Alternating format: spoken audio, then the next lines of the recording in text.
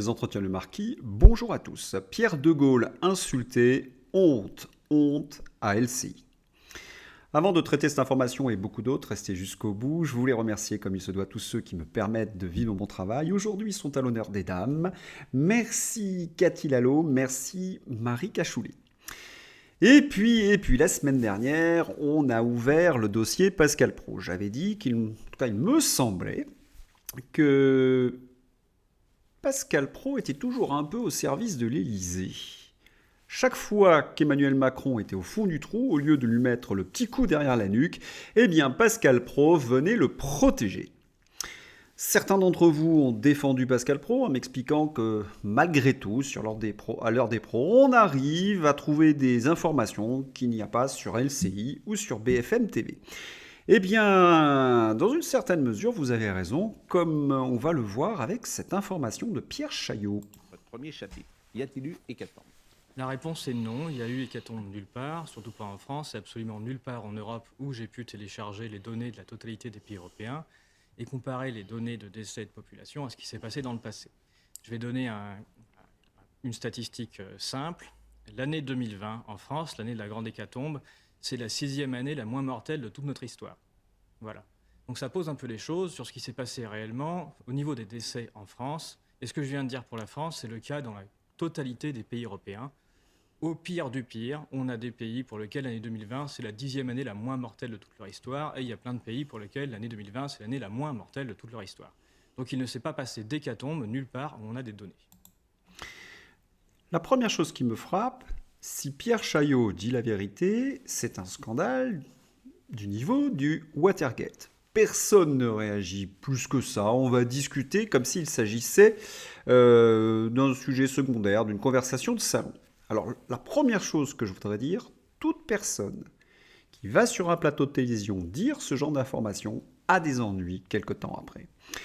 Je veux donner comme preuve ce qui est arrivé au docteur Amin Humlil, qui a témoigné sur les effets secondaires devant la commission sénatoriale. C'est ce qui lui est aujourd'hui reproché et qui vient d'être révoqué.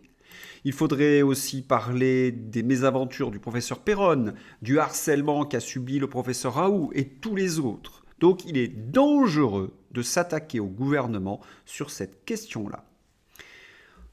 Nous en avons encore un témoignage avec André Berkoff. André Berkoff qui a courageusement tenu tête à Olivier Véran. Eh bien, regardez, c'est sûrement un hasard. L'Arcom met en garde Sud Radio et André Berkoff pour 2 émissions sur l'Ukraine, sur plusieurs déclarations à l'antenne sans véritable contradiction, alors que le sujet nécessitait l'expression de points de vue différents. On rêve. Dans l'autre sens, ça ne gêne pas l'Arcom. Et je vous le montrerai dans un instant. Alors, on va revenir maintenant sur le courageux Pierre Chaillot qui vient affronter un plateau qui lui est entièrement hostile, avec comme chef de meute l'ignoble Laurent Geoffrin. Alors, aux chiffres de Pierre Chaillot, Laurent Geoffrin oppose seul l'INSEE. Et c'est là où on assiste à quelque chose de malhonnête de la part de Pascal Praud. D'abord, il aurait dû montrer les statistiques de Pierre Chaillot. Il refuse de les montrer. Et quand Laurent Geoffrin dit il suffit, regardez, l'INSEE montre qu'il y a une surmortalité en 2020, c'est du 1 contre 1. D'autant plus que Laurent Geoffrin vient insulter évidemment Pierre Chaillot en le traitant de complotiste. Alors on va aller regarder les chiffres de l'INSEE. J'ai pris ceux de Worldometer parce qu'ils sont identiques et ils sont beaucoup plus clairs. Qu'est-ce que l'on voit en 2020 ? Un pic de mortalité entre mars et avril et pendant l'automne. Et voilà, pendant l'automne, il y a aussi un deuxième pic de mortalité. Il faut savoir que dans une année normale, quand il y a des épis de grippe, il y a aussi ce genre de pic de mortalité. En témoigne ce que j'ai trouvé pour l'année 2014-2015. Voilà, vous avez toutes les années où vous voyez qu'il y a des pics de mortalité en fonction des semaines. Pas besoin d'ailleurs de remonter en 68 avec la grippe de Hong Kong qui avait tué plus de 100 000 Français. Donc, il y a des épisodes. Le professeur Raoult nous enseigne aussi que chaque année meurent à peu près 60 000 Français de maladies infectieuses. Quand vous regardez les chiffres Covid, c'est à peu près la même chose. Et comme le rappelle Pascal Praud, quand même, à un moment donné, il est difficile de savoir ceux qui sont morts du Covid ou avec le Covid. Autrement dit, nous n'avons pas les chiffres précis. Ce qui n'empêche pas Laurent Geoffrin de l'ouvrir grand et d'accuser Pierre Chaillot d'être un complotiste. Et c'est ça que je n'accepte plus chez Pascal Praud. On ne peut pas mettre un contre un parce que ceux qui sont du côté du gouvernement se disent « Oh, regardez le vilain complotiste » et ceux qui sont de notre côté nous disent « Ah, le courageux Pierre Chaillot ». Il faut montrer les preuves, il faut faire ce travail de journalisme et de montrer les graphiques. Et quand on regarde en effet les graphiques et les chiffres de Pierre Chaillot, on constate qu'il n'y a pas eu une surmortalité exceptionnelle en 2020. Eh bien, pourquoi Pascal Praud ne tire pas des conséquences de cela? Nous les avons tirées de nombreuses fois sur cette chaîne. Lui, rien. C'est comme si on parlait d'un fait divers à mot tombant. Je vais y arriver. Voilà, c'est ce qui est particulièrement agaçant, et ça, ce n'est pas du journalisme. C'est de la conversation de salon, il n'y a pas de recherche, il n'y a pas de véritable confrontation, il n'y a pas les documents pour que les Français puissent se faire un avis exact sur la question. Et quand Pierre Chaillot affirme qu'il y a une surmortalité en début 2023, là encore, nous avons vu les pièces du dossier dans mes vidéos précédentes. Quelles en sont les raisons? Je vous laisse tirer évidemment vos conclusions. Eh bien, c'est ce type d'information que nous avons tout le temps sur les chaînes mainstream. Alors, il y a quelque chose qui m'a rendu vraiment ivre de rage, c'est d'avoir vu un journaliste insulter Pierre de Gaulle. Alors, on va regarder et lire le tweet. Alors, j'ai pris Régis de Castelnau. J'en parlerai dans un instant d'ailleurs. Merchet poursuit sa dégringolade. C'est lui qui ment sur les rapports de De Gaulle et des Américains, qui le détestaient. Pauvre petit agent de l'Empire qui éructe et met en joie les racistes de LCI. Pourquoi? Parce que ce Merchet a dit tout simplement, cette chose que je ne... C'est vraiment, vraiment immonde. Il a dit De Gaulle était un chêne et son petit-fils, donc, un gland. Mais c'est véritablement ignoble. Comment peut-on tomber aussi bas? Merchet, depuis le début, nous donne une information de type propagande, pro-OTAN, en cachant la vérité aux téléspectateurs français. Et là, il se permet d'insulter le petit-fils du général de Gaulle sans que celui-ci, évidemment, puisse répondre. C'est de l'insulte gratuite, de la violence. Sous les ricanements de Jean Quatremer, un extrémiste européiste et Pujadas. Dire qu'on embête André Berkoff parce qu'il n'a pas un plateau suffisamment hétérogène, alors que sur LCI, nous avons des petits télégraphistes de l'OTAN et des USA et des petits télégraphistes de l'OTAN et des USA. Mais ce qui me dérange le plus, c'est le tweet de Pujadas. Charles de Gaulle n'a jamais quitté l'Alliance Atlantique. Ce que dit le petit-fils, ce sont des idioties, et je comprends que la famille ait l'impression d'être déshonorée. Bon, ait l'impression d'être déshonorée, le « ait », il faudrait que Pujadas revoie sa grammaire. Alors, ça, il cite son camarade Merchet. Je me suis dit, tiens, la famille de Gaulle se sent déshonorée des propos de Pierre. Je vais vérifier. Je trouve des articles du Point, du Parisien, où Yves de Gaulle dit qu'il n'est pas d'accord avec son frère, et que les propos de Pierre de Gaulle n'engagent que lui. Il n'y a rien de déshonoré, il y a du débat dans la famille de Gaulle, c'est très bien. Seulement, il faudrait rafraîchir les mémoires. Quand Pierre de Gaulle dit que la France n'était pas alignée et que le général de Gaulle combattait dans une certaine mesure l'Alliance Atlantique, eh bien c'est vrai. Il suffit d'ailleurs, pour s'en convaincre, de reprendre ce que je vous avais dit vendredi. Le général de Gaulle s'est rendu à Volgograd, c'est-à-dire anciennement Stalingrad, pour remercier le peuple russe de son sacrifice. Sans les millions de morts russes, nous serions encore sous la tutelle nazie. Et puis, il y a une deuxième chose. En 1966, que fait le général de Gaulle? Il sort du commandement intégré de l'OTAN. Alors on nous dit, oui, mais on reste dans l'OTAN. Cela signifiait que les bases américaines qui étaient sur le sol national français, eh bien, c'est terminé. Elles fermaient. Le général de Gaulle a chassé les soldats américains du territoire national. Et s'il est resté dans l'OTAN, c'était pour contrebalancer l'influence américaine. Et il a fait en sorte, le général de Gaulle, d'empêcher les Anglais d'entrer dans l'Union européenne. Voilà l'attitude du général de Gaulle. Les Américains ont toujours détesté le général de Gaulle. D'ailleurs, ils ont essayé de mettre à sa place le général Giraud. De Gaulle s'est imposé naturellement. Et quand ils sont arrivés en France en 1944, ils ont essayé de mettre la France sous tutelle américaine. Sans les gaullistes Et cette administration, nous serions sous tutelle américaine. Vous allez me dire, aujourd'hui avec Macron, c'est fait, hélas. Donc tous ces gens-là font du révisionnisme historique. C'est insupportable.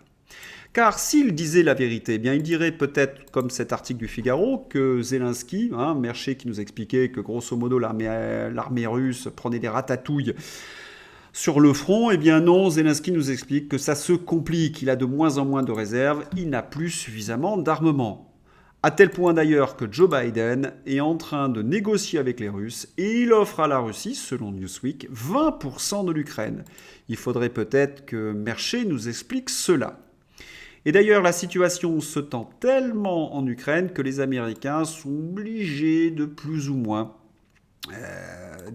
faire de la diversion. Alors quand je dis de faire la diversion, on va un petit peu maintenant travailler le dossier de ce ballon météorologique qui a abouti à une crise entre la Russie et les Américains. Cette histoire de ballon, c'est franchement ridicule.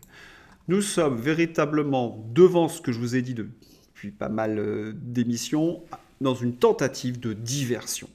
On ne vous parle pas de l'essentiel, mais de l'accessoire. Alors c'est vrai que cet accessoire est spectaculaire, un avion qui va dégommer un ballon dans le ciel, qui fait pchout, ouais, c'est vraiment génial. Et ça permet à tous les petits télégraphistes de l'OTAN de nous expliquer que ces ballons peuvent servir de relais aux missiles supersoniques, qu'ils espionnent les Américains.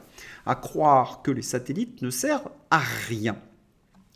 Et lorsqu'on s'appelle les Américains et qu'on a utilisé les AWACS, qu'on a utilisé des satellites espions, qu'on a utilisé toute l'informatique pour espionner ne serait-ce que la France, on devrait balayer un petit peu devant sa porte. Tout cela, c'est une mise en scène. Alors, pourquoi les Américains pointent du doigt la Chine ? Eh bien, c'est pour détourner l'attention de ce qui se passe en Ukraine, je le pense, réellement. Et puis aussi pour attaquer la Chine, parce qu'ils n'ont pas bien apprécié que les Chinois, et je vous l'avais dit d'ailleurs dans un dernier numéro, si les États-Unis souhaitent réellement une fin rapide à la crise, ils doivent cesser d'envoyer des armes, comme l'avaient dit les diplomates chinois. Et puis les Chinois aussi ont reproché aux Américains cette hystérie. Plutôt que de réfléchir à leurs propres actes, les États-Unis ont semé la paranoïa et pointé du doigt la Chine. Cela nous rappelle évidemment le dicton chinois, lorsque le sage montre la lune, l'imbécile regarde le doigt. Voilà, les Américains sont en train de détourner l'attention. Mais l'attention de quoi ? D'abord, vous avez le projet Veritas qui est en train de montrer la collusion entre les démocrates et Pfizer. Pfizer a vraiment le feu aux fesses en ce moment. Eh bien, une bonne petite crise avec la Chine, tout le monde va se mettre au garde à vous et on va oublier Pfizer. Et puis, nous avons aussi l'ex-premier ministre Bennett, israélien, qui nous a expliqué que Zelensky était prêt à accepter un traité de paix avec la Russie, mais que ce sont les Américains qui ont brisé toutes les négociations. C'est-à-dire que les Américains sont responsables de la faillite de l'armée ukrainienne un an plus tard. Ils sont responsables des 150 000 morts. C'est peut-être le moment de mettre en effet un peu le feu avec la Chine, histoire de détourner l'attention. Alors je voudrais juste parler maintenant de Régis de Castelnau. Vendredi, il a sorti une vidéo, je ne l'avais pas vue, elle est arrivée un peu plus tard. Parce que j'ai une alerte évidemment sur son site, je l'ai regardé dimanche. Vous avez un énorme coup de gueule de Sylvain Ferrara. Si ça vous intéresse, eh bien vous avez le lien dans la description. Cette vidéo est en deux parties. Première partie, vous avez Jacques Sapir qui traite de l'économie. Et la deuxième partie, Sylvain Ferrara sur le conflit russo-ukrainien. Voilà, les liens dans la description. Sans transition, nous allons passer à ce que nous traitons depuis un bon bout de temps, la réforme des retraites. Eh bien, le moins qu'on puisse dire, c'est que Macron, plus le temps passe, plus il est en difficulté. C'est ce que je vous avais révélé vendredi. Le ministre du Travail, Dussopt, a une affaire qui prend de plus en plus d'ampleur. Oui, comme je vous l'avais dit vendredi, le ministre Dussopt, chargé de la réforme des retraites, a reçu des cadeaux d'une entreprise qu'il a octroyé à marché public. Il n'y a cependant pas corruption, mais seulement favoritisme, selon le parquet national financier. La distinction est trop subtile pour moi, peut-on m'expliquer ? Diron et chiche. Oui, la distinction est faite pour éviter que le ministre du Travail tombe. Il n'en reste pas moins qu'il a reçu des cadeaux et que manifestement, il savait très bien de quoi il en retournait. D'autant plus que c'est ce même Olivier Dussopt qui expliquait lors de l'affaire Fillon que celui qui recevait des cadeaux devait disparaître à jamais de la vie politique. Il devrait mettre en place cet axiome. Alors, comme ça se passe très mal pour le gouvernement, on va revenir d'ailleurs sur la réforme des retraites, Emmanuel Macron éructe. Emmanuel Macron menace de dissoudre l'Assemblée nationale. Alors, il nous l'avait fait le coup en septembre, en octobre, en novembre, et là, de nouveau, il brandit cette menace. Première constatation, la démocratie, pour Emmanuel Macron, c'est une menace. En effet, redonner la parole au peuple, pour Emmanuel Macron, c'est une menace. Ça en dit long sur ce que pense Emmanuel Macron des institutions. Et puis, à force de crier au loup, eh bien, les Français, quand on leur pose la question, au moins les lecteurs du Figaro, croyez-vous à la menace d'Emmanuel Macron de dissoudre l'Assemblée nationale? Les gens répondent non massivement. La question, c'est que moi, j'y crois à la dissolution de l'Assemblée nationale. Emmanuel Macron est contesté jusque dans ses rangs. Et on lit de la part des macronistes qu'Elisabeth Borne est complètement cramée, qu'il faut la changer et qu'Emmanuel Macron ne peut pas parce que s'il la chasse, ça sera la deuxième femme Premier ministre qui resterait moins d'un an au pouvoir. En effet, il y avait eu le précédent, Édith Cresson. Donc vous avez un Emmanuel Macron qui est complètement coincée. Mais Elisabeth Borne, elle, comme je vous l'ai dit, elle est cramée.